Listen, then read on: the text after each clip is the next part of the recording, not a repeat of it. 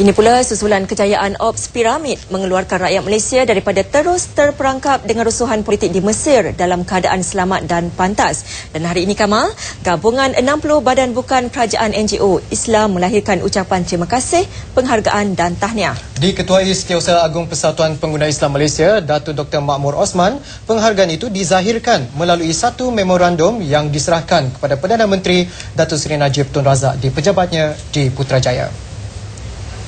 Mewakili 60 NGO Islam bagi menyatakan rasa terima kasih, penghargaan, terharu dan tahniah kepada Yang Amat Perdana Menteri dan juga semua pasukannya yang berjaya mengeluarkan rakyat Malaysia daripada keadaan krisis dalam keadaan selamat pada masa yang sangat singkat pada pandangan kami.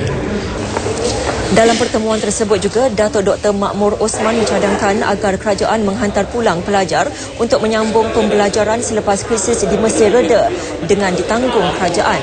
Mereka turut memohon supaya pelajar tersebut diberi peluang untuk meneruskan pengajian di universiti sesuai sama ada di dalam atau luar negara.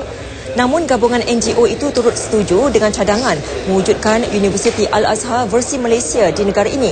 Ketika ini terdapat lebih 10,000 pelajar Malaysia mengikuti pengajian di Mesir yang kebanyakannya menuntut di Universiti Al-Azhar. Semalam, cadangan berhubung mewujudkan Mini Universiti Al-Azhar versi Malaysia disuarakan pensyarah Kolej Undang-Undang Kerajaan dan Pengajian Antarabangsa Universiti Utara Malaysia UUM Muhammad Shukri Shuib.